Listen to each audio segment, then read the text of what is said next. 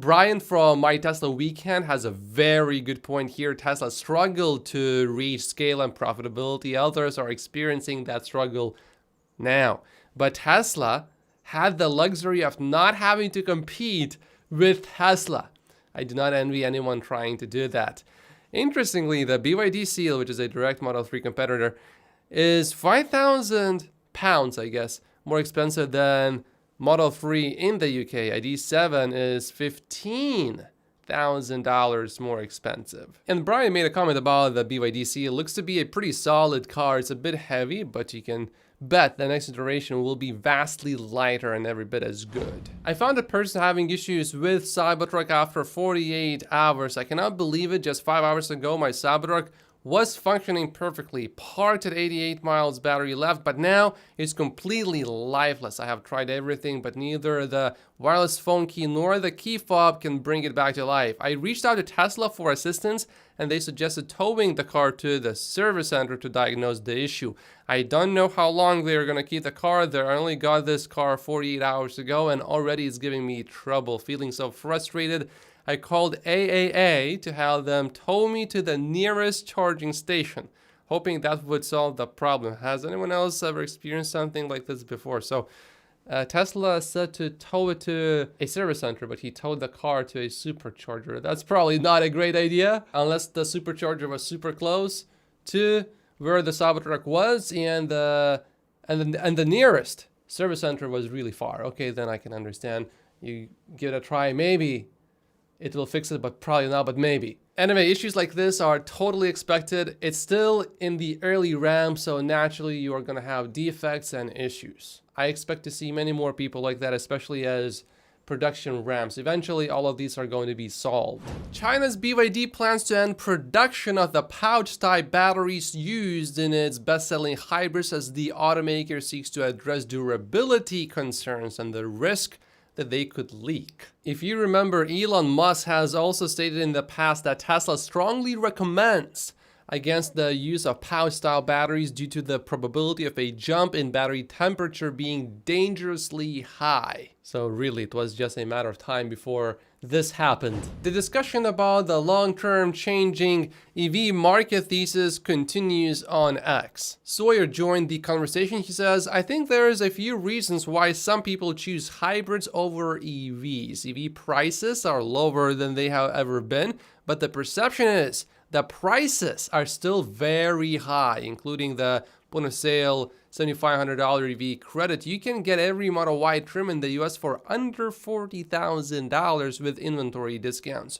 Another thing is charging infrastructure concerns. Non-Tesla charging networks have not been very reliable, which instills doubt in the technology, but some are reliable and commonplace. Tesla supercharger network, of which there are over 55,000 charging stalls worldwide and growing, has an uptime rating of 99.95%. To be fair though, says Sawyer, Tesla could absolutely do a better job educating people on the benefits of owning an EV, how affordable they have become, how easy it is to charge, and that EVs are cars that you can use in your daily life, even in cold areas, etc., etc. I think Tesla has started that process with ads, and more will hopefully be done. If Tesla seriously advertises, then this needs to be addressed.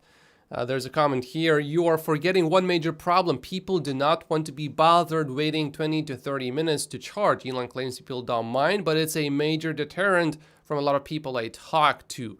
But these people don't realize that when you daily drive, you just charge at home, so you literally spend no time charging anywhere else other than at home, which takes no time to do. It's only during road trips, and unless you go on road trips every single week, overall, the time that you spend charging will be less than the time you spend going to the gas station, filling up, coming back from the gas station. I haven't been to a gas station in such a long time.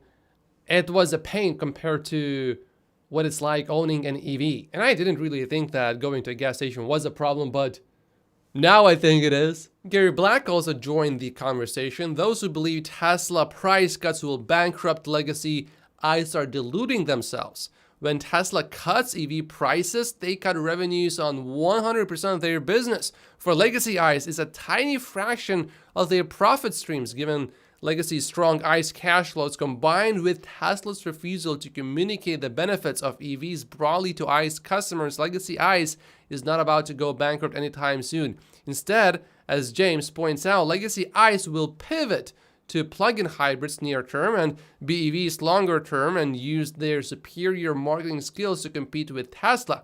The market realizes that legacy auto growth rates are near zero and applies 6 to 8 price to earnings ratios to their businesses. On the other hand, Tesla's 2024 PE is close to 60 and implies a 30 to 35% future growth rate. The market, while often irrational short term, is highly efficient in the long run. Not always. Certainly not always.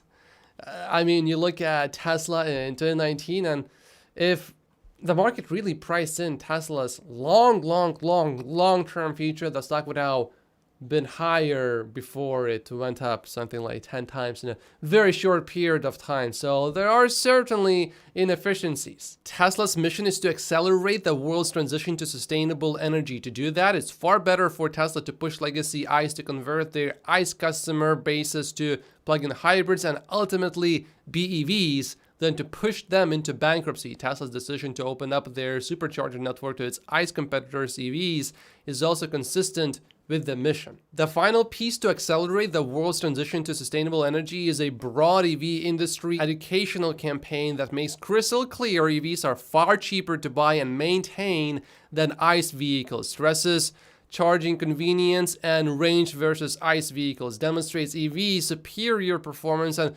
over-the-air tech updates, highlights EV semi-autonomous driving capabilities, and talks of the environmental benefits. If Tesla doesn't take the lead on this education, someone else will and get the credit. Speaking of ICE vehicles and price cuts, I think there is one thing that Gary's argument is missing.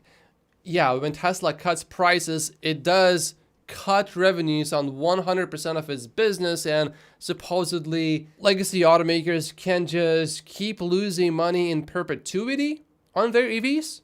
I don't think they can keep losing money forever. At some point, they have to be profitable. They have to make money. But if the prices remain low indefinitely, that means they will never make profits because Tesla is just more efficient. So I don't think that Gary's projection here is definitely the only thing that's possible.